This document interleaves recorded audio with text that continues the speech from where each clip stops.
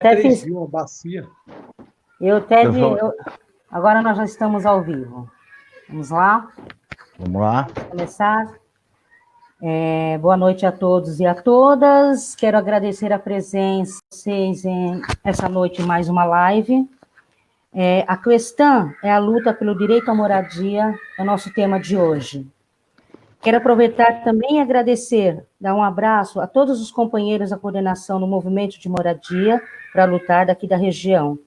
Zélia Lucas Patrício, de Osasco, Priscila de Barueri, Itapevi, Edna e Raimundo. Vou me apresentar. Meu nome é Regina Ferreira, sou coordenadora do Movimento de Moradia para lutar, sou assistente social e pré-candidata do município de Carapicuíba. Tá? Nessa noite, 29 de maio, estaremos debatendo esse tema. Trouxe duas pessoas aí realmente que entendem do assunto, tá?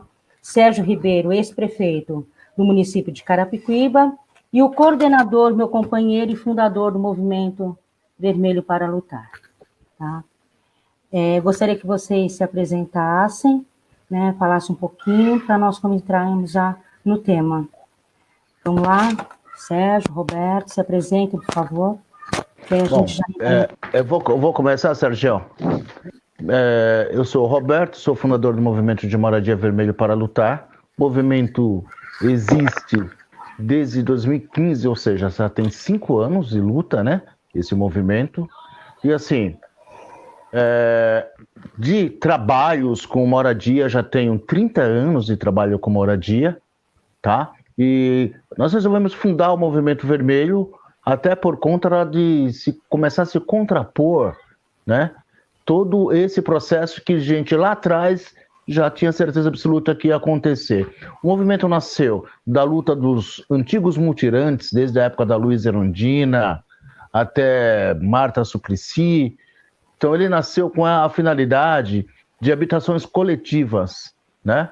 De realmente fazer uma nova sociedade sobre a questão, levando em conta o enraizamento da questão habitacional. E esse movimento hoje ele já está em 126 municípios, né? Coisa de gente doida, né? Que é muita coisa. Né? Já está na Baixada Santista, em 6 cidades. Está lá na região da Mogiana, em Águas da Prata, em Itobi. Está São José do Rio Pardo, na região da Mogiana. Ele já está na região de Campinas. E assim, todos, se você for focalizar na região metropolitana de São Paulo, que é o grande cinturão vermelho nosso, né? De Guarulhos até Carapicuíba, Osasco, Itapevi, né, Taboão. E assim, nós temos uma política de luta por moradia diferenciada que a gente se baseia na questão, em primeiro lugar, a formação do indivíduo. Né? São cursos de formações, que são em 6 níveis, esses cursos para as novas lideranças, e essas novas lideranças são os multiplicadores de todos os participantes do movimento de moradia. Temos projeto em Franco da Rocha, né? 3 projetos em Franco da Rocha lá com o Kiko, temos projeto lá com a Renata em Francisco Morato, temos projetos aqui em Caieiras, né, com Carlos Ojeda, temos projetos também em Carapicuíba, que nós estamos aguardando ainda, Sérgio, a resposta daquele dono daquele terreno para a gente fazer um processo de negociação. Estamos em Osasco, né? E estamos espalhando cada vez mais, tá? Então, assim, nós vamos fazer... Eu gostaria de discutir muito a questão habitacional, o direito à moradia, principalmente a região metropolitana, e a síntese hoje é Carapicuíba, e eu gostaria que você já foi prefeito, ou seja, o melhor prefeito que Carapicuíba já teve, diga-se de passagem, né? Conheci você em 2002, lá na Praça Duque de Caxias, lá no escritório do João Paulo Cunha, e a partir daí, você estava junto com o Alexandre Pimentel, a partir daí a gente começou a ter essa nossa amizade, encontramos diversas vezes. Lá na Coab, você saindo ou entrando, eu saindo ou entrando para negociar, principalmente as áreas da Coab que fica na região metropolitana de São Paulo, né? Que a gente sabe que depois que o Fernando Haddad saiu, tudo virou água porque eles começaram, tudo aquilo que foi feito, eles começaram a recuar, né? E não obedecer às leis vigentes. mas estamos aqui na luta. Era isso da minha apresentação que eu gostaria de falar. E também milito na questão racial há mais de 20 anos. E estamos juntos. É isso.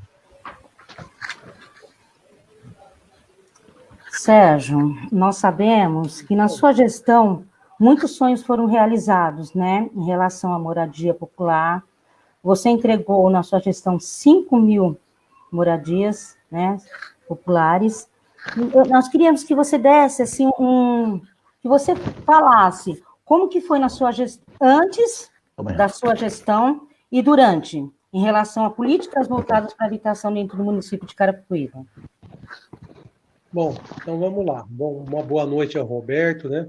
Grande amigo, lutador aí antigo das causas da moradia, da questão racial do nosso país, do nosso estado.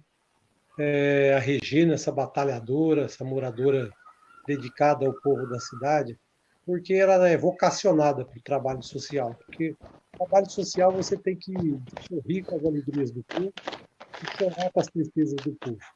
Então, eu que convivo mais proximamente da Regina, eu sei desse compromisso social que ela tem. O compromisso com os mais simples, com os mais humildes. E ela tem uma coisa que é fundamental, que se chama indignação social. Uma indignação, uma profunda indignação com as injustiças que são cometidas contra o povo mais pobre, contra o povo negro, contra o povo da periferia, contra as pessoas que estão realmente à margem, né, da presença do Estado para garantir cidadania, para garantir direitos, para garantir serviços. Então, eu queria saudar especialmente a Regina, porque nós sabemos que, nesses momentos de dificuldade, o quanto é importante a presença das lideranças comunitárias, daqueles que levam principalmente a esperança de dias melhores, a esperança de uma vida melhor. Isso é fundamental para manter o tecido social inteiro, né, nas regiões metropolitanas, nas periferias. Essa participação, esse exemplo, essa doação é absolutamente fundamental. Então, eu quero dizer para vocês o seguinte, olha, quando nós falamos de Carapicuíba, tinha uma coisa que irritava profundamente no plano federal, quando diziam assim, o Lula costumava falar, nunca antes na história desse Brasil, lembra dessa fala do Lula? Tudo ele falava, e eles ficavam irritados com isso. Porque o Lula falava, nunca antes da história do Brasil criaram um programa de saúde bucal, porque o rico não tem dor de dente, o Lula falava. Nunca antes nesse Brasil criaram as UPAs. Nunca antes nesse Brasil criaram o SAMU. Nunca antes nesse Brasil tal. Então, o primeiro programa habitacional da história de Carapicuíba foi nós que criamos. Porque alguém vai falar assim, mas Sérgio, espera aí, e a Coab? Mas eu vou contar rapidamente a história da Coab para vocês, e vou contar rapidamente a história da CDHU. Porque a Companhia de Desenvolvimento Urbano, a CDHU, ela é do governo do estado. Maravilha, a CDHU fez alguns imóveis aqui em Carapicuíba. Fez na Gustavo Correia, fez na Douglas Washington, lá na Vila Dirce, do lado ali onde é o McDonald's, fez na Egídio Vitorello, onde é o Angélica, o Jardim Angélica, fez esses 3 conjuntos habitacionais, a CDHU. Mas foi a CDHU, sem participação nenhuma da prefeitura. A prefeitura não deu a área, a CDHU veio, comprou a área, era área particular, e foi e construiu. Então foi a CDHU. A Coab é um verdadeiro absurdo. Por que é um absurdo? Porque a Coab, eu vou me alongar um pouquinho, Regina, para contar essa história da Coab, porque Sim. muita gente não sabe. Onde hoje é a Coab de Carapicuíba, o Conjunto Habitacional Presidente Castelo Branco, ali era São Paulo, fazia parte da cidade de São Paulo. Por quê? Porque Osasco era um distrito de São Paulo. E as áreas que hoje são da Coab, elas pertenciam ao antigo matadouro municipal de São Paulo, que eram os frigoríficos, abatedouros de gado, que foi criado em 1933. Aí, quando foi criada a Companhia Metropolitana de Habitação, que o seu primeiro presidente foi Celestino Burru, no ano de 1965, foi criado a Coab e a Prefeitura de São Paulo passou aquelas terras que pertenciam ao matadouro municipal para a Companhia Metropolitana de Habitação, que pertence à cidade de São Paulo.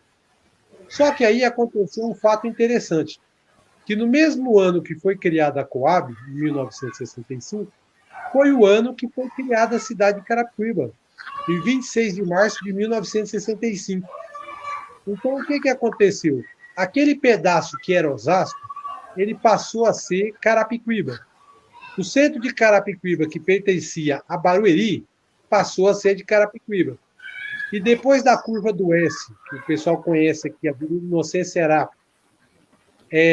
tem ali o condomínio Alice. Depois daquela área, era Cotia. Então, pegou um pedaço de Cotia, onde a Regina mora era Cotia, em 1965. Não, então, eu sou da Coab, Sérgio. Quando eu vim para Carapicuíba, eu vim para Coab. Eu sou coabense. Mas agora você mora lá, né? Agora então, sou, ali era sou Cotia. Pai da aldeia. Então, aí lá era Cotia. Então, o que aconteceu? Aí aconteceu uma coisa estranha, que o povo até hoje não entende em Carapicuíba. Por que a Coab é administrada pela Prefeitura de Carapicuíba, ou de São Paulo, desculpa, de São Paulo. Então, teve 2 conjuntos habitacionais em Carapicuíba. As da CDHU, os conjuntos habitacionais da CDHU, e o conjunto habitacional da Coab de São Paulo. Que o que a Coab fez? Construiu 14.674 apartamentos, Roberto, e trouxe todo mundo de São Paulo. Pegou a população de São Paulo inteira e trouxe para cá.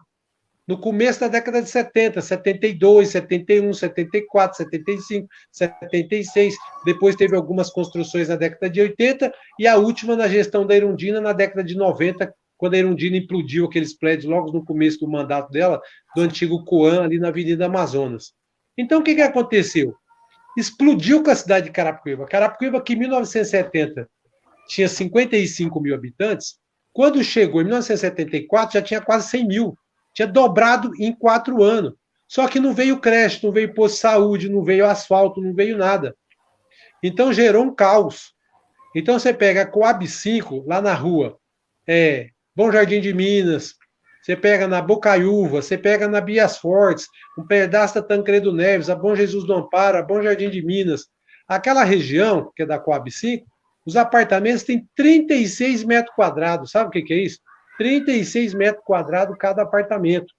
Quer dizer, uma população numerosa, muitos filhos, né? Não tinha estrutura, não tinha infraestrutura, não tinha asfalto, não tinha absolutamente nada. O apelido lá era Malvinas, a Coab 5. Antigamente, a Regina lembra? Era Malvina ali embaixo, né, Regina? Por causa da Guerra das Malvinas. Da Guerra das Malvinas, é verdade. Exatamente. Aí o que acontece? Aí, de lá para cá, depois que a Erundina construiu aqueles conjuntos habitacionais, que foi no comecinho da década de 90, nunca mais ninguém construiu nada. Aí só foi construir apartamento na nossa gestão, projeto feito pela prefeitura. E aí o que nós fizemos? Por exemplo, nós construímos 528 unidades habitacionais ali na Vila Menck, pegamos a população de uma área que chamava Murão, pegamos inteira e colocamos dentro dos apartamentos.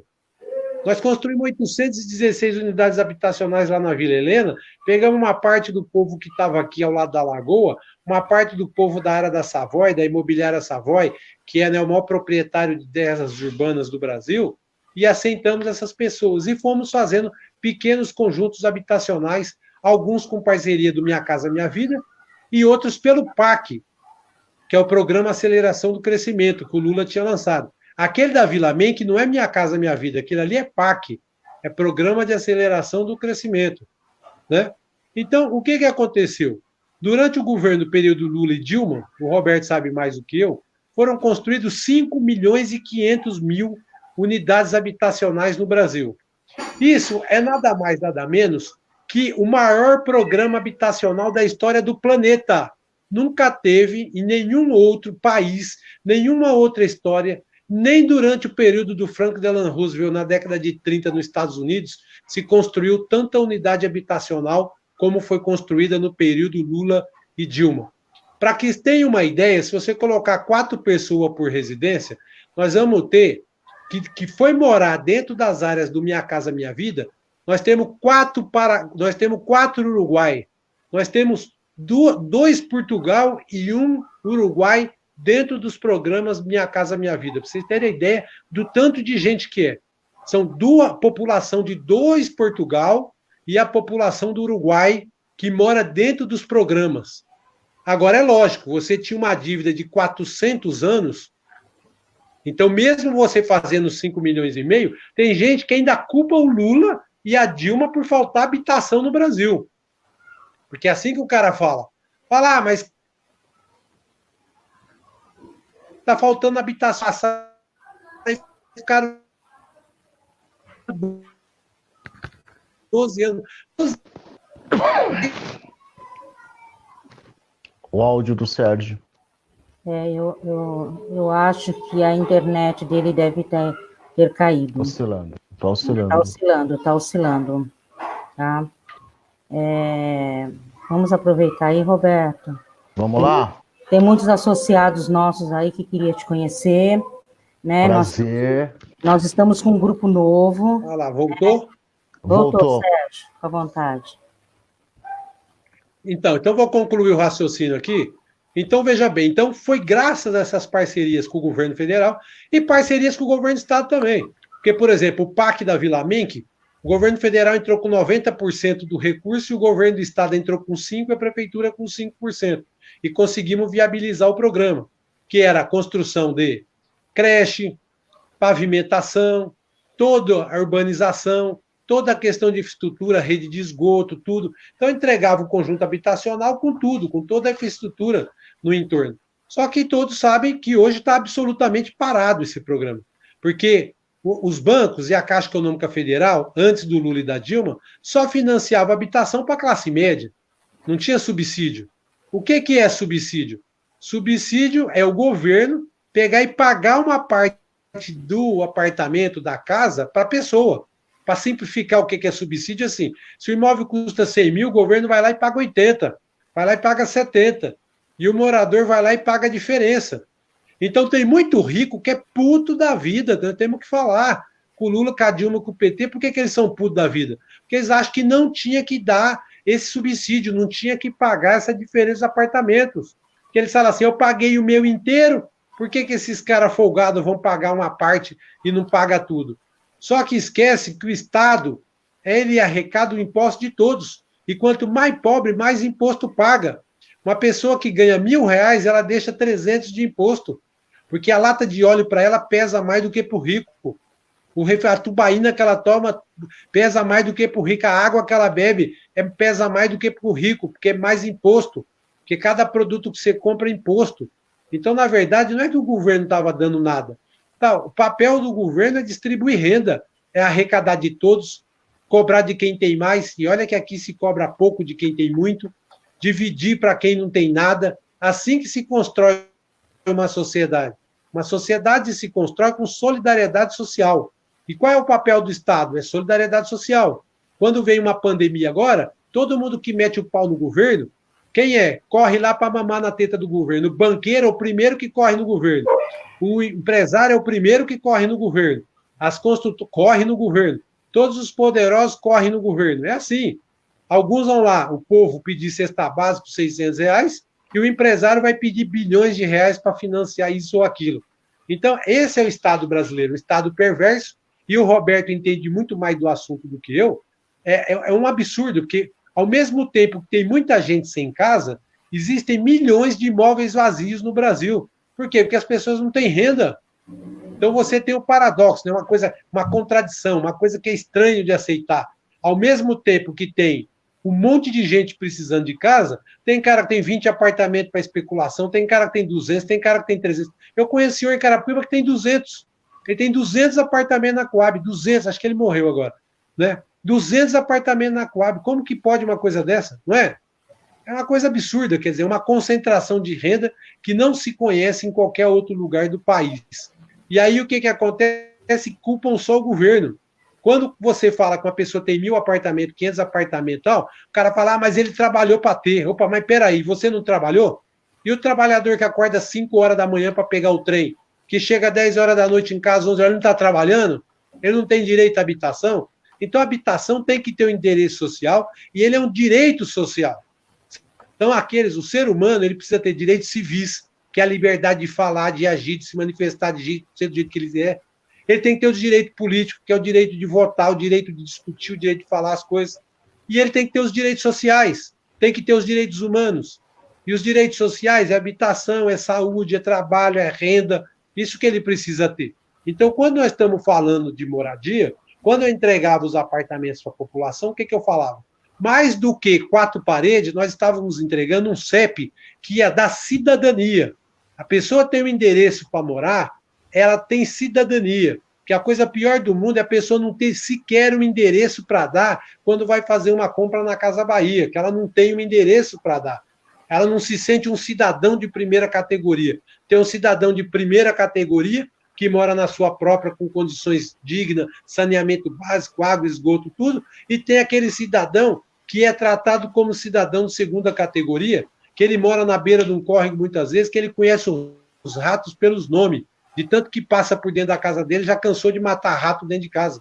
Então, esta que é a situação que nós vivemos no nosso país, de uma profunda desigualdade social. Você vê que, olha a situação, Regina e Roberto, e os amigos que estão nos assistindo agora. Você tem Carapicuíba no meio, tem Alphaville numa ponta e Granja Viana na outra ponta. Aí nós temos Osasco, uma cidade rica do outro, e Alphaville do outro lado. Você tem Barueri do outro lado, cidades ricas. Então, e você, por quê? Pobreza tem em todo lugar do mundo. Só que aqui, você sai, atravessa o Pontilhão aqui, o viaduto por cima do Rio Tietê, sobre o Rio Tietê, o que você vê do outro lado? Parece que é outro país. Parece que você pegou um avião e foi para outro país. Então, esse tipo de desigualdade social é que nós temos que enfrentar. E como eu estou com 2 companheiros aqui que fazem parte do movimento negro também, eu tenho que falar. Quando você entra na área livre na favela, quem é que está relegado a segundo plano? Quem é que está em moradia precária? Quem é que não tem condição digna de habitação? É a população negra. Que o branco vai se utilizar disso para dizer o seguinte, tá vendo aí, na favela só tem negro. Não, é uma construção reversa. Eu costumava falar, Regina, em todas as reuniões que eu fazia com o pessoal de moradia, eu falava assim, ó, quem menos gosta de... Sabe quem é que odeia de morar na favela? O favelado. O favelado. Porque ele gostaria de morar numa casa digna, em condição digna. Ele mora lá, por quê? Porque ele não teve alternativa. Quando ele está lá dentro, quando as pessoas falam, eu gosto de morar aqui, é que eles gostam dos vizinhos, gostam dos amigos, gosta das relações sociais que ele estabeleceu. Ninguém gosta de morar numa viela que não tem iluminação, ninguém gosta de morar numa viela que tem enchente, ninguém gosta de morar numa viela que não passa coleta de lixo, ninguém gosta de morar numa situação dessa. Então, o que precisa? Precisa ter condições de ter moradia, de ter financiamento. E sem o poder público não dá. Agora, o Brasil, hoje, não discute mais habitação. Cortaram todos os recursos e o debate do Brasil é se cloroquina cura ou não cura. Né? Esse que é o debate do Brasil. O debate do Brasil é em cima de falácia, é em cima de conversa fiada. O que o povo precisa é de emprego, o que o povo precisa é de renda, o que o povo precisa é de condição, é distribuir renda, riqueza, poder e conhecimento. É isso que nós precisamos. Então, eles surtam, eles ficam revoltados quando nós falamos essas coisas. Porque eles falam que nós estamos com mimimi. A palavra da moda agora é mimimi. Quando a gente fala que aqui no Brasil os caras foram tão mesquinho, que quando acabou com a escravidão no Brasil, ao invés de dar emprego para os negros, o que eles fizeram? Foram buscar os brancos para trabalhar na lavoura. E largaram os negros aí sem ter o que fazer. Largaram sem ter o que fazer, sem ter onde trabalhar, sem ter o que fazer. É isso que eles fizeram.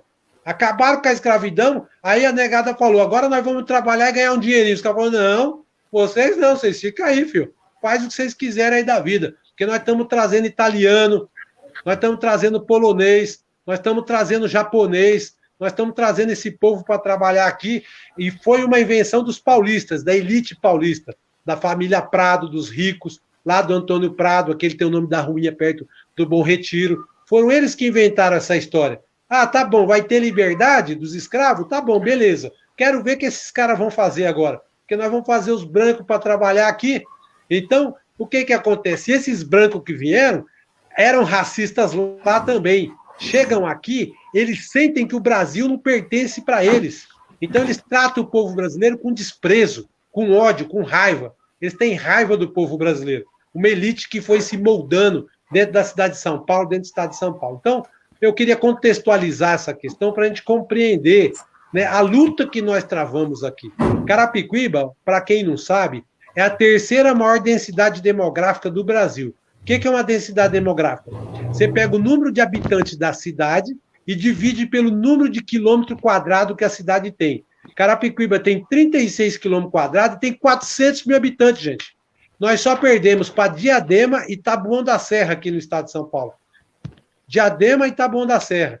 Aqui é muita gente por metro quadrado. Nós praticamente não temos áreas, são pouquíssimas áreas, tanto públicas como privadas, que nós temos em Carapicuíba. Pouquíssimas áreas que nós temos disponível no município de Carapicuíba. E se o movimento de moradia não fizer como vocês fazem, estarem se organizando, pressionando, não desistindo, tá em cima cobrando, essas áreas vão sendo apropriadas pelo capital especulativo, e aí o trabalhador vai sendo empurrado cada vez mais distante das cidades com menos estrutura urbana, com menos água, com menos luz na rua, com energia elétrica, com telefonia, com escola, com creche, enfim. Então, essa luta de vocês é fundamental, que faz parte de um contexto mais amplo de resistência do povo pobre nesse Brasil inteiro, que nós temos, né, que somar força nesse momento tão delicado que o Brasil está passando hoje. Regina? Então, Sérgio, nós sabemos que Carapicuíba tem um déficit tremendo, né, de moradia, tem muitas ocupações, né, e que só através dos movimentos que são pressionados para ter moradia popular, né? E na sua gestão, eu gostaria que você me desse, você falou da gestão antiga, você falou antes de você entrar, né? E o que eu queria saber, as 5 mil casas, as 5 mil propriedades, as 5 mil famílias que você atendeu, né? Que eu gostaria que você desse uma geral nisso. E se não são os movimentos de moradia pressionar, essas casas não saem. Né? Eu queria, então, Regina, até entrar nesse debate sobre a questão da gestão do Sérgio. Eu gostaria que o Sérgio, você me desculpa. Deixa eu dar uma informação para você. Pode falar. Pode falar, para vocês terem uma ideia, quando nós abrimos a inscrição, não sei se vocês sabem, Carapicuíba foi, junto com algumas cidades de Goiás, as primeiras cidades do Brasil a assinar contrato do Minha Casa Minha Vida. Do estado de São Paulo, Carapicuíba foi a primeira.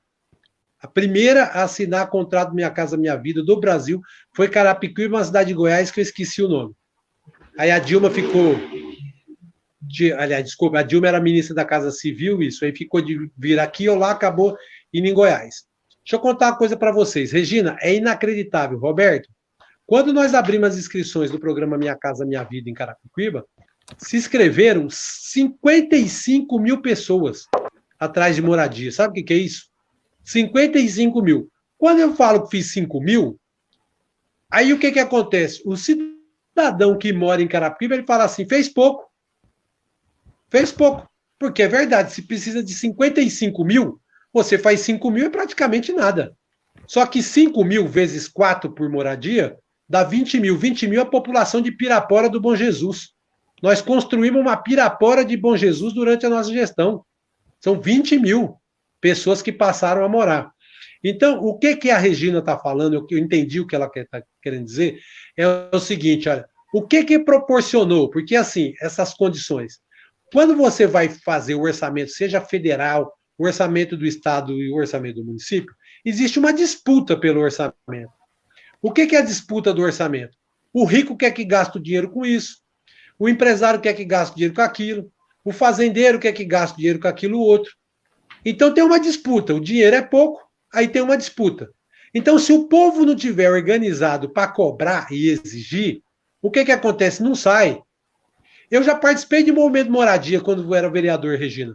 Nós construímos, sem ajuda de governo nenhum, um conjunto tão somente com a força da população, um lugar aqui em Carapicuíba que chama Conjunto Margarida Maria Alves. Aqui na Vila Menck. Mais ou menos 50 habitações. A gente fazia no mutirão, Roberto, no braço. Eu estava no meu primeiro mandato, tinha 24 anos de idade, a irmã Raquel que começou a organizar, eu ia todo sábado e domingo. Eu tinha um carro tão velho que o movimento fez um bingo, arrecadou um dinheiro e doou para eu comprar um carro melhor. E eu era vereador. Eu peguei o dinheiro e comprei 3 betoneiras com o dinheiro. Aí colocamos no movimento lá, porque a gente virava o concreto na enxada. Você entendeu? E aí nós conseguimos fazer aquele movimento de moradia. E no último dia de mandato do prefeito Fuad, nós conseguimos que nasce a regularização daquela área para nós, uma luta que nós fizemos 8 anos. Então, eu vou passar um recado para quem for do movimento de moradia que estiver assistindo. Eu sei que muitas vezes você pensa em desistir. Eu sei que muitas vezes tem gente que chega no seu ouvido, quer fazer sua casa e não vai levar a nada, que você não vai conseguir moradia, coisa nenhuma. Sempre vai ter gente falando isso daí. Sempre vai ter. Sempre vai ter gente dizendo que não vai dar certo, que não vai a lugar algum, que é tudo conversa fiada, que é tudo lorota. Só que é o seguinte, se não fosse a luta dos movimentos sociais, do MTST, dos movimentos de moradia de São Paulo, vários que eu não vou lembrar o nome agora, do monte que tem, movimentos como o Vermelho, movimentos como outro, não teria sido pautada essa questão da moradia popular no Brasil. Então, o que você participa hoje, você tem que fazer um seguinte raciocínio comigo. Tem gente que não participa, e você está participando. Agora, tem gente que não participa, ficou 30, 40 anos morando de aluguel. E tem gente que reclama porque está participando 3, 4, 5, 10 anos. E daí? A hora que você conseguir, você conseguiu com a tua luta. Se você não participar, você não vai conseguir nada. Vai adiantar você ficar de braço cruzado, olhando? Você acha que vai cair uma casa do céu? Você acha que o baú da felicidade do Silvio Santos lá, quantas casas ele sorteava? Eu falava para os caras, eu sou o Silvio Santos de Carapicuíba. Porque todo mundo dava maior dinheirão pro Silvio Santos para pagar o carnê do baú, para sortear uma casa por semana. Nós entregamos 5 mil, porra. Sem ter que o cidadão só tão somente pagar seu imposto que ele já paga. Então as pessoas têm que parar e analisar isso. A luta é que faz a lei, a luta é que faz a coisa andar, a luta é que faz a coisa acontecer. Se você não ficar parado, não vai acontecer. Quando nós dizemos, hoje você passa lá no movimento de moradia, no Margarida Alves, Roberto, é cada sobrado mais lindo que o outro. Aí os moradores antigos, né? Quanto você quer lá? O cara fala 500 mil, 600 mil reais, uma casa lá. Só que não vê o que o cara fez para chegar até lá. Você pega o 1º de maio, que foi lá com a Sônia Rainho, que eu participei também. Hoje, o 1º de maio, são 500 casas. Hoje, aquilo lá é um bairro nobre de Carapicuíba. Aquilo com um bairro tão bonito, tão organizado. E aí, quando aquele povo que não foi organizado pelo movimento de moradia, lá embaixo, beirando o córrego, virou o quê? Favela. Porque o movimento de moradia organizou, fez as ruas, fez o arruamento, deixou tudo certinho, demarcou o território para cada um. Aí, quando o proprietário viu que não tinha jeito, o que ele fez? Uma negociação e o pessoal pagou o terreno. O cara foi um negocião. Então, o que acontece? Se não fosse a organização, a luta do Daniel, nosso companheiro Daniel lá do 1º de maio, a Sônia Rainha, nós ficamos acampados debaixo de barraca no começo daquela luta do 1º de maio. Por quê? Porque o povo da fazendinha que mora do outro lado lá, eles não queriam que o povo fosse morar. E hoje eles falam que o maior erro da vida dele não foi ter deixado o movimento de moradia, o 1º de maio, ter tomado conta de tudo aquilo ali. Porque olha como ficou bonito. Olha o que significa o povo organizado. Olha que exemplo. Você vai no 1º de maio hoje, vai lá para você ver. 400 pau, 500 pau, 600 pau, uma casa no 1º de maio. Uma luta de 25 anos atrás, de 30 anos atrás. Então você vê como vale a pena a luta. Então, meu amigo, não desanime. Acredite que estas pessoas aqui, tanto o Roberto como a Regina, não tem nada a ver com aqueles picaretas que você ouviu falar que mexe com moradia. É gente séria, que tem compromisso social, não são os vigaristas. É gente que tem 30, 20 anos de história. Não é gente... Você vai na casa de cada um, os caras não têm carro importado na garagem. Os caras não tem casa de luxo, não tem casa na praia, não tem riqueza, nunca ganharam um tostão com isso. Sabe, existe uma diferença. Eu conheço o cara, Roberto, que mexia com moradia aí, que já foi preso, já foi solto, foi preso de novo, que andava de helicóptero, que andava com carro importado, com segurança para baixo para cima. Quer dizer, é outra coisa, não tem nada.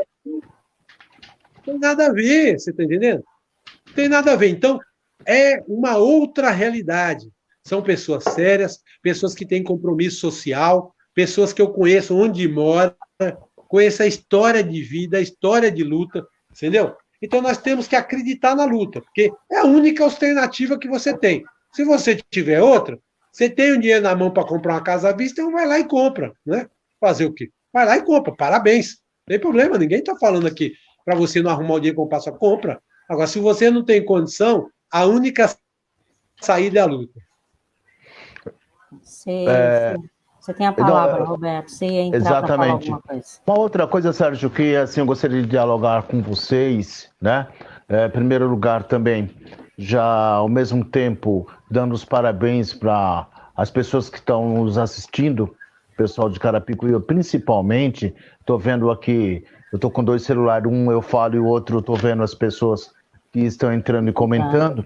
E uma coisa que eu acho que é bastante importante, que eu gostaria de frisar isso aqui. O compromisso que a Verusca de Carapicuíba teve com essa cidade sobre a questão habitacional.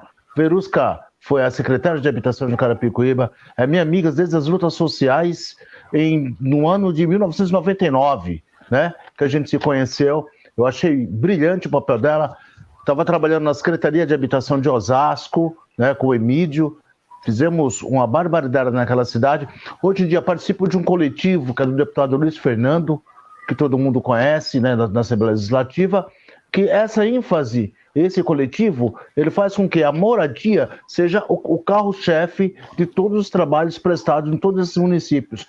Se não fosse esse mandato que a gente conseguiu a duras penas, né, a gente não teria todos esses municípios através dessa luta por moradia. Uma coisa que eu também gostaria de prestar a minha solidariedade às vítimas do Covid-19 em Carapicuíba, né? Sim, a gente eu estava dando uma olhada, os números aqui, são 26 óbitos confirmados numa cidade de 400 mil habitantes. Ou seja, daria para não ser nenhum se houvesse hoje em dia o prefeito que não fosse o Marcos Neves, né? Se a gente não conseguisse, com a ajuda deles, lá no governo do Michel Temer, aprovar a PEC da morte, que é a PEC 95, que ela congela todo tipo de investimento sobre a questão social pública. Hoje o SUS não deveria estar da forma que é, porque teria recurso. Quando a gente fala a questão do pré-sal, né, era 20% do pré-sal ia ser para a questão de saúde e educação. Se isso não foi ocorrido, por quê? Porque eles cortaram. E quando eu falo eles, eu estou falando os responsáveis que estão aí com aquele boneco que está na presidência, tá? E assim, essa pandemia não teria chegado a essa forma que chegou agora no estado de São Paulo, de forma tão violenta nesse país aqui, se nós, né, por exemplo, o governador Dória, ao invés, a pandemia já estava aí, já estava assolando o mundo, né? No Brasil tinha 1.000 e poucos casos no carnaval. Ao invés de adiar o carnaval, ele foi pular carnaval no Rio de Janeiro. Correto? Agora, quantos leitos daria para fazer? Eu amo carnaval, eu adoro carnaval, trabalhei no carnaval, né? Mas quantos leitos, quantas vidas daria para a gente evitar se a gente tivesse essa consciência de classe? Porque, na verdade, os ricos foram lá fora e trouxeram a doença, o vírus, para o nosso país.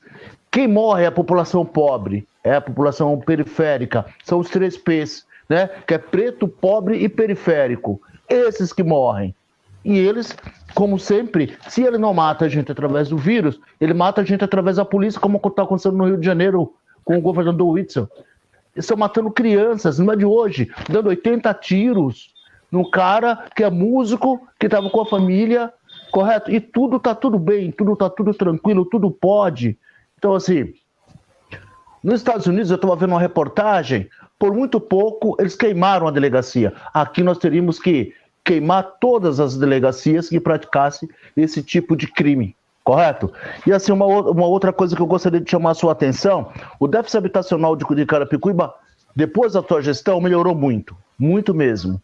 Mas assim, dos 16,4 mil habitações, né, que é o déficit de Carapicuíba, só para você ter ideia, a gente quando passa ali no Ariston, eu tenho uma cena que fica muito na minha mente, né?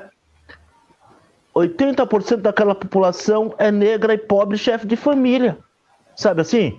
Não dá uma gestão de 8 anos, não dá, Sérgio, para gerar o déficit habitacional. Não dá. E assim, déficit habitacional também enxuga gelo. Em Osasco, nós começamos a fazer o cadastro do Minha Casa Minha Vida, tinha gente de Carapicuíba, de Jandira, nós tivemos que fazer um filtro, né? O déficit da cidade, ela tem portes, correto? Então, assim, qual é o maior déficit habitacional em cada município que o movimento de moradia atua? Porque a gente faz os nossos projetos baseados em cada déficit habitacional. A importância do CAD único, para o cara que está no movimento, ele não pensa que ele vai ganhar uma casa, ele vai lutar para ter uma casa e ele não vai vender aquela moradia. Ele não vai vender aquela moradia. Não vai ser motivo de especulação imobiliária essa moradia. Então, assim, uma coisa que a gente sempre prega muito, porque o movimento de moradia ele tem que ter formação, para ele saber quem é ele. Senão ele pega uma casa e ele acha que está rico, porque através da casa ele começa a comer melhor, a se divertir melhor, né? Através da educação ele começa a ter um outro tipo de vida e olhar o mundo de uma outra forma. Ou seja, a gente está fazendo de tudo para eles não virarem gados, né? Não virarem gados. E a gente vai fazer essa luta. Eu posso ir embora, posso falecer, mas o movimento vai continuar. Eu tenho certeza absoluta que depois que o movimento ele tiver com todo esse processo, né? A Glauce Dias deu boa noite, Glauce. Boa noite, Glauce. Com todo esse processo de habitação, Carapicuíba, conte conosco. Nós somos parceiros. Agora tem uma outra coisa, um ponto que você tocou. Eu moro aqui nessa casa, foi através do mutirão com autogestão. Nós construímos sábado, domingo, feriado, esses apartamentos que nós moramos aqui. Depois desse daqui, nós conseguimos construir mais 20 mil no estado de São Paulo inteiro. Dessa mesma forma, a partir do Copromo lá em Osasco, atrás 500 unidades, Jardim Comercial, 200 unidades, aqui 160, o mutirão começou dessa forma. Um grande desafio nosso é assim, as cidades, não só a cidade onde nós temos movimentos de moradia, mas, uma coisa eu vou falar para você, nós temos que fazer um processo incrível de inclusão da população, não medir a população apenas pela renda, mas incluí-las em cada um dos seus grupos habitacionais. E eu acho que você tem que ter como proposta, Sérgio, o retorno do mutirão com autogestão. Tem terra que dá pra gente, aí em Carapicuíba tem terra ali próximo da aldeia, aquela terra ali dá perfeitamente, aprova-se o projeto, a população pode ter certeza absoluta, nós vamos construir, nós vamos lá, a gente vai ajudar e a gente vai construir. É igual às 50 casas que você falou, eu passei pelo mesmo processo que você, correto? Fui lá, me formei, né? Continuo estudando muito a habitação muda muito as leis, e uma coisa que é fundamental, Sérgio, a habitação, ela me trouxe uma coisa que pode ser, quando eu era metalúrgico, eu não tinha essa mentalidade. É de lutar por pessoas que eram igual a mim. Muitos têm a casa e não olham para trás. Muito pelo contrário, esnoba até outras pessoas, né? A gente aqui, eu moro aqui no bairro, aqui na Vila Brasilândia, que a maioria é tudo mutirão. Nós construímos as nossas próprias casas, né? E agora, assim, alternativas para habitação e a questão de financiamentos populares para pessoas de baixa renda. Eu gostaria de escutar você, qual que é a tua proposta na questão habitacional pelo direito de fato à moradia, correto? Qual é a tua proposta hoje, depois que a gente vê a PEC da morte ser colocada, que não vai ter recurso do governo federal, o que que você pensa? Se você pensa igual a mim, igual a Regina, igual a todos nós do movimento, o que que você pensa? Porque não dá, Sérgio, para ter despejo, igual estava vendo aí em Carapicuíba. Não dá para aquelas pessoas que não têm onde morar, né? O PQA, por exemplo, aquilo ali é uma coisa incrível. Como vai despejar aquelas famílias se você não tem nem um auxílio aluguel para prestar para elas, porque não tem recurso federal? Então, assim, são questões nós a serem desatados. E nós estamos juntos para desatar esses nós. Correto? Era isso, Regina, que eu tinha que falar com o Sérgio e eu gostaria de escutar ele. Ok, Sérgio, a palavra é sua. Pode dar. Então, Roberto, olha, tem uma coisa que é o seguinte. Aqui é a Karina. Agora eu estou vendo os nomes aqui. Tudo bem, Karina Ferreira? Isso aí, juntos somos mais fortes. Felicidades, Silas. Hoje é aniversário Então, da Karina, Sérgio. essa questão, Roberto, é assim. O Rafael Pinto, um abração, boa noite aí, Rafael. A questão é o seguinte, eu tenho um estudo, só nas áreas remanescentes da Coab de São Paulo, é possível construir 2.670 apartamentos. Nós já temos projeto para isso. 2.670 apartamentos. Qual que foi o meu grande erro? Porque a gente tem que assumir os erros publicamente, né? Não adianta falar só o que acertou, porque o povo está escaldado, porque político tem mania de falar só o que acerta e não fala o que erra. Então, mas eu costumo fazer isso, falar o que eu acerto e o que eu acho que eu errei. O que eu errei? É que eu fiquei negociando com a Coab, porque a Coab nunca pagou as áreas, nunca pagou IPTU desde 1965. Desde 1965, a Coab nunca pagou IPTU. Então, o prefeito Kassab, em São Paulo, falou que ia passar as áreas para mim. Não passou. O Haddad entrou, falou que ia passar as áreas para mim. Não passou. Entrou o Bruno Covas e o Dória, disse que ia passar para o atual prefeito. Não passou também. Então, Roberto, é um compromisso. É a primeira vez que eu estou falando isso publicamente. Não vai ter jeito. Tem que, de cara, entrar desapropriando aquelas áreas da Coab. Não tem conversa. Sim. A discussão vai ter que ser na justiça, não tem jeito. É o decreto de desapropriação no primeiro dia. Não tem jeito. É perder tempo. Eu já fui diretor da Coab, você lembra? Na gestão da Marta. Não sei se você lembra disso. Então, já negociei dos dois lados a questão da Coab. Do lado de lá, representando a Coab, e do lado de cá, sendo prefeito, sendo vereador, de todo jeito. Eu conheço essa Coab como a palma da minha mão. Lá não precisa de Waze dentro da Coab. Eu te falo rua por rua. Eu te falo quantos blocos tem dentro da Coab. São 470 blocos. 14.604 apartamentos. Rua por rua. Cada escola, cada creche, cada centro comunitário. Eu conheço dentro daquela Coab. Então, a primeira coisa, nós temos que desapropriar. São 2.670 unidades habitacionais que nós temos que fazer ali. Aí, Roberto, você me pergunta onde que nós vamos arrumar recurso para construir. Pois então, eu tenho uma ideia de uma parceria que é o seguinte, a Coab tem áreas que a população não sabe. Exemplo, a Udiaço é uma área da Coab, onde está a empresa Udiaço.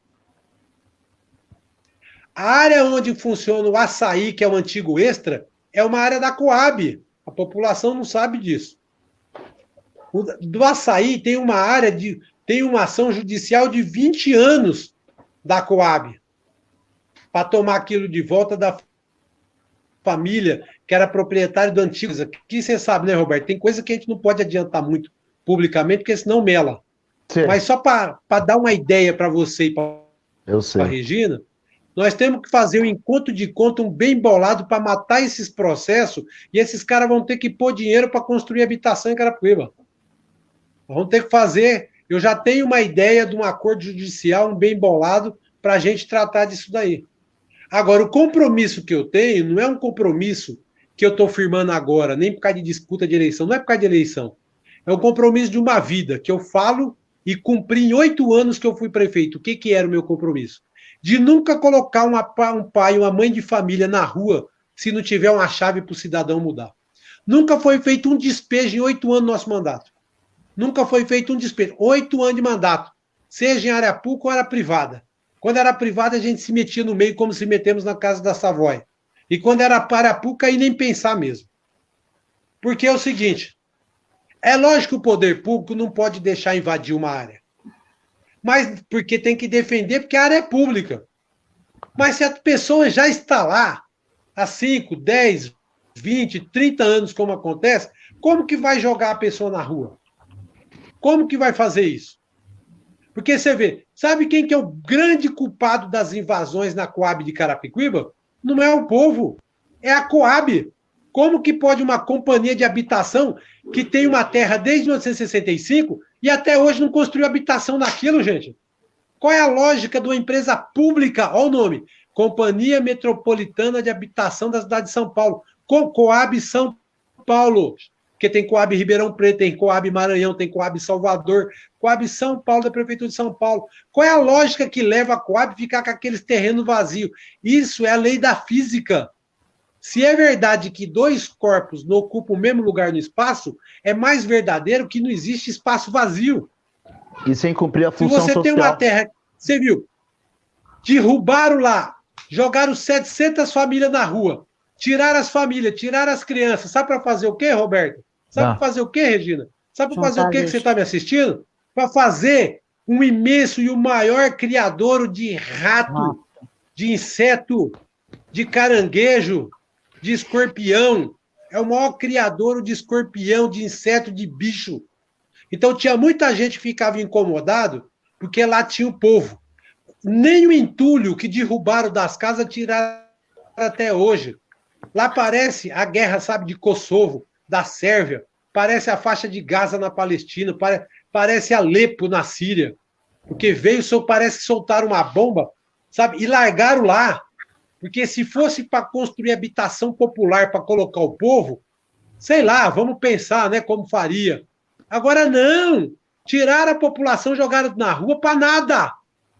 Sabe o que vai acontecer com aquele terreno? Daqui 1 ano, 2 anos, 3 anos? Vão ocupar de novo. Vão acabar ocupando de novo. Aí, como eu estou falando hoje que alguém vai acabar ocupando de novo, eles falam, o Sérgio Ribeiro que mandou, não mandou nada. Eu nunca mandei ninguém invadir um pedaço de terra em Carapicuíba. Eu nunca mandei. Aí eles ficam, não, porque é o Sérgio Ribeiro. Eu desafiei o atual prefeito, eu fiz um vídeo, deu 80 mil visualizações. Falei, eu quero que me diga um morador, nem em campanha eu fui lá pedir voto, nem para prefeito, nem para deputado. Eu não fui lá naquela área da Alvinópolis, na Coab, para não dizer que eu estava me aproveitando eleitoralmente da situação. Eu não fui lá uma vez. Tinha o direito de ir, porque eu nasci e cresci em Carapicuíba. Tenho o direito de ir, mas não fui. Agora, quem foi, prometeu, abraçou o povo, fez promessa, e depois fizeram o que fizeram com o povo. Então eu falei e repito, é uma covardia. Fizeram uma covardia com a população. Então não fosse lá, não prometesse, não enganasse. Um jogo de empurro, o Cabrini foi lá e mostrou ao vivo e a cores na TV como que eram as mentiras contadas para a população. Está lá o documentário, para quem quiser ver, não sou eu que estou falando. Sabe? Então nós precisamos, Regina, precisamos, Roberto, sabe? Eu estou fazendo um compromisso público aqui com vocês, de tratar com muita seriedade como nós tratamos da outra vez. Nós já tratamos, mas dessa vez nós vamos ter que ter um plano mais audacioso, porque nós vamos depender mais de nós e menos deles. Porque contar com esse governo federal vai ser difícil. Então nós vamos ter muita dificuldade, mas dificuldade nunca foi problema para nós. Eu governei 8 anos em Carapicuíba, eu nunca fiquei chorando que não tinha dinheiro. Eu nunca fiquei chorando que não tinha verba. Nunca ninguém viu um discurso falando que Carapicuíba não tem dinheiro. Porque eu já sabia antes. Então, quem reclama que não tem dinheiro na cidade, por que disputou a prefeitura, então? Se está reclamando que não tem recurso, então renuncia, abre mão do mandato. Pode me chamar, faz uma procuração, eu vou lá, eu tomo conta do negócio. Eu já mostrei como faz 8 anos. Então, é disso que nós estamos falando. Quando nós assumimos a prefeitura, Roberto, o salário do funcionário estava 3 meses atrasado. 3 meses atrasado. Salário do funcionário, 13º. Um caos absoluto. O lixo não se recolhia em Carapicuíba, porque não tinha empresa nenhuma que quisesse coletar o lixo de Carapicuíba, porque a prefeitura já tinha dado calote em 10 anos em 4 empresas. Essa era a situação de Carapicuíba. Mostrava no Fantástico e no Jornal Nacional toda hora que não se coletava o lixo dentro de Carapicuíba. Quando eu saí, tinha uma empresa de lixo, a 4R, que estava com pagamento em dia. Por isso que pôde continuar o serviço e melhorar o serviço. Então, são condições, são os tijolinhos que nós fomos construindo. Uma cidade que não tinha guarda municipal, que não tinha poupatempo, que não tinha bom prato, que não tinha cartório de registro de imóveis, uma cidade que não tinha PROCON, uma cidade que não tinha absolutamente nada. Essa era a Carapicuíba. Roberto, quase ninguém sabe que foi eu que criei a guarda municipal em Carapicuíba. Quase ninguém sabe que eu que criei o PROCON municipal em Carapicuíba. Quase ninguém sabe que só tinha 1.000 vagas em creche, agora tem 6.000 vagas em creche. Quase ninguém sabe disso.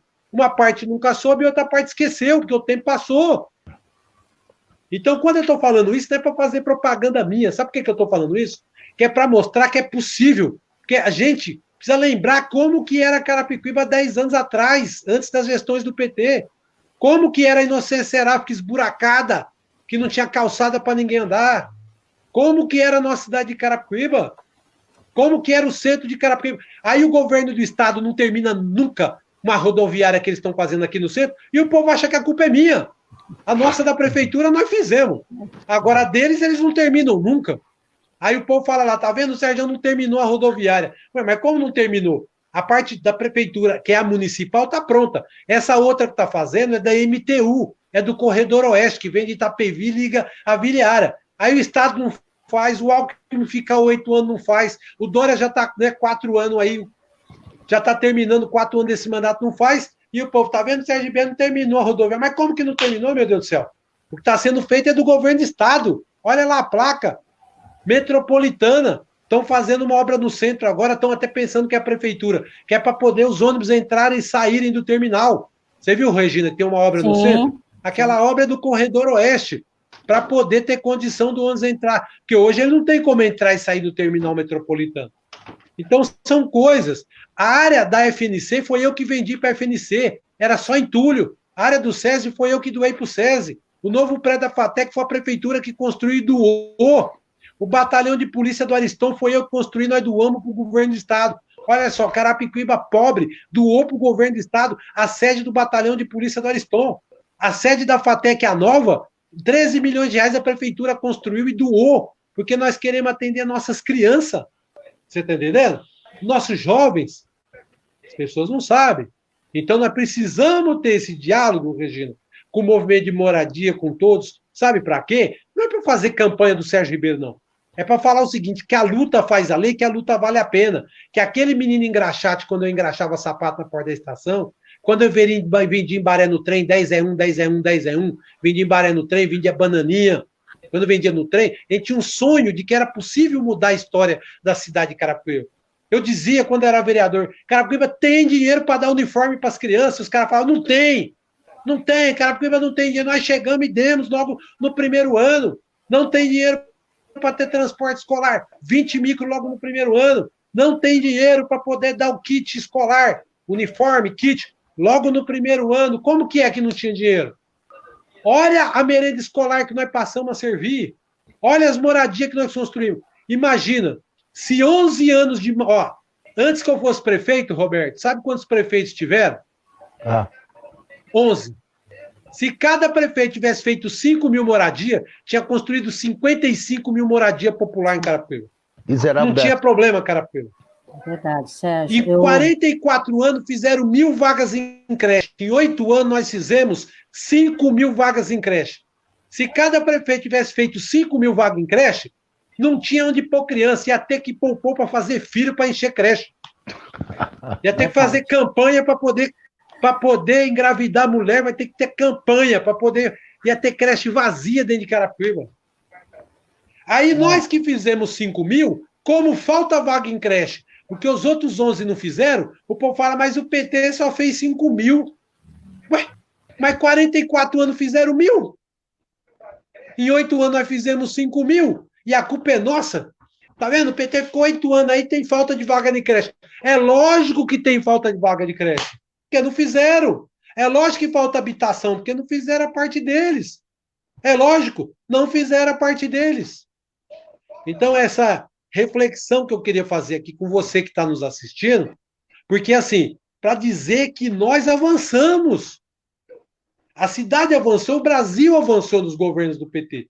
Você vê, falam mal do PT, xinga o PT, fala mal do PT, fala mal do PT, fala mal da esquerda, fala mal do... Só que se não fosse a esquerda, se não fosse a oposição, você estava recebendo R$200 por mês do governo federal agora. Estava lascado com duzentão. Exatamente. Duzentão do auxílio emergencial. Nós do PT, nós propusemos um salário mínimo. Esse salário foi muito cortado para 600.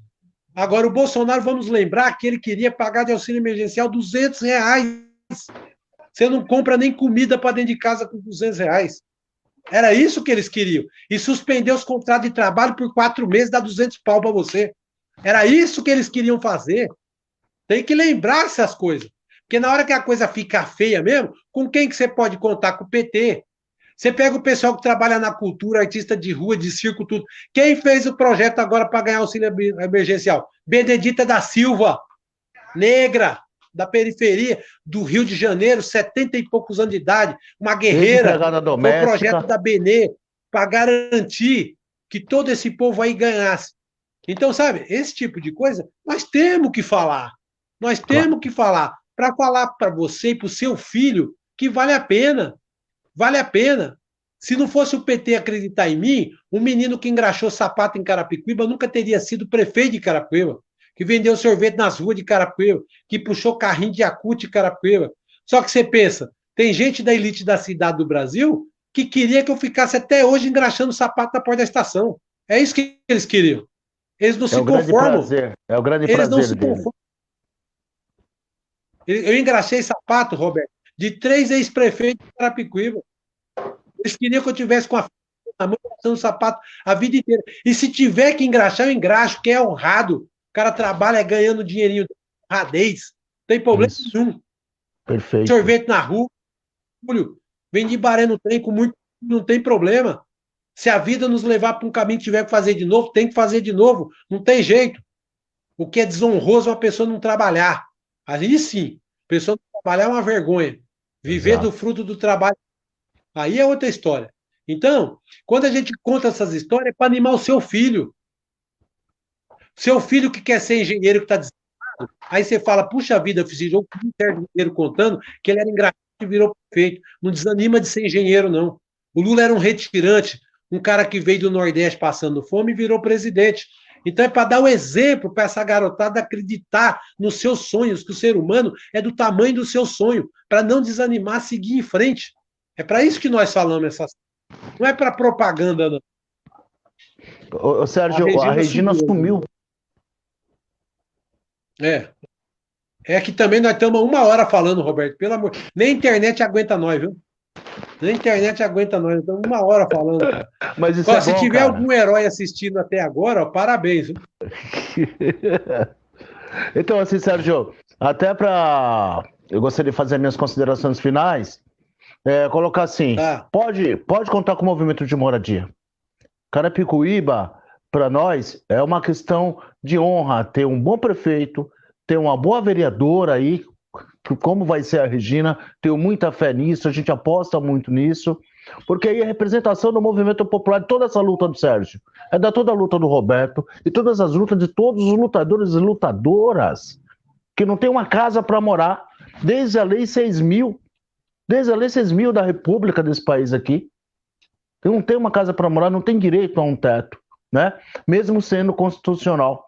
Então, assim, eu gostaria de agradecer a Verusca Ursal, né? Que agora a Verusca, ela colocou Verusca Ursal, e todos os outros, a Gisele Mora e todas as outras pessoas, a Regina voltou, e todas as outras pessoas, são nas minhas considerações finais, Regina, e todas as outras pessoas, outros lutadores, que antes de mim, que me ensinaram, que me informaram e me deram formação para, hoje em dia, o movimento ser o que ele é hoje. Porque a mesma trilha que eu segui, o ano que vem, eu estou terminando de pagar a minha casa pela CDHU, que foi construída por todas as famílias que moram aqui. O ano que vem é o grande ano nosso, a gente fala assim, acabamos de pagar, agora é nosso. Só que nós não temos regularização fundiária, porque os conjuntos habitacionais da CDHU, com 30 anos de PSDB, eles nunca se preocuparam em regularizar as áreas. Aí a gente vai para o pau na justiça, que além da gente ter trabalhado, ter pago, agora a gente tem que ser donos do imóvel que a gente pagou a duras penas e muitos já morreram, né? Através dessa luta. É assim, quando eu coloco minhas considerações finais, que eu também estou ali com a planilha, que é fazer a questão da capital, a questão eleitoral da capital. Sobrou para mim o bagaço da laranja, e então tem que descascar e engolir, não é verdade? E assim, Sérgio, foi um prazer, né? Sempre é uma honra estar discutindo com você todas as questões, não só habitacional, mas todas as outras questões também, né? Eu costumo falar uma coisa no movimento. Movimento são duas faces. Ou você luta, ou você está morto. Porque aquele que fala não vai no movimento, isso não vai dar em nada, os pessimistas, você pode ter certeza, não vai sair do aluguel o resto da vida, vai pagar aluguel até morrer. E quem luta, tem a sua casinha, consegue, de uma forma ou de outra, consegue dar um pouco de dignidade para sua família, e a moradia é o pontapé inicial para você ter todas as outras coisas na vida. Porque você parou de pagar aluguel, parou de morar de favor na casa dos outros, que é um inferno, né? Morar na casa dos outros de aluguel, você cria a sua própria independência humana. Isso chama-se dignidade humana, tá? Então era isso. Espero que a gente vai fazer outras também para discutir o tema da questão de habitação, né? Espero contribuir com o programa habitacional de Carapicuíba, assim como eu venho contribuindo com outros programas habitacionais em outras cidades. E quero falar para você, nós estamos juntos com essa luta, é do povo brasileiro. É isso. É isso aí. Eu quero me desculpar, houve uma falha técnica aqui, porque quando a gente está... Tudo que é ao vivo é muito bom, né? Então, eu queria me desculpar. O Roberto já fez as considerações finais dele. Eu não sei se o Sérgio já fez a dele, porque eu fiquei fora um pouquinho, né? Não sei como que o Sérgio já fez.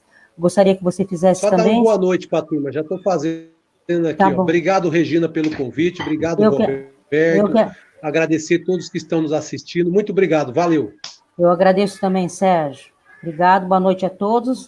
Desculpa pela nossa falha aí. Mas o tema moradia é muito extenso, então nós vamos voltar aí, né? E o Sérgio, hoje, ele assumiu um compromisso para pegar na mão junto do movimento de moradia e esperamos que lá na frente nós estejamos juntos. Juntos somos mais fortes. Boa noite a todos.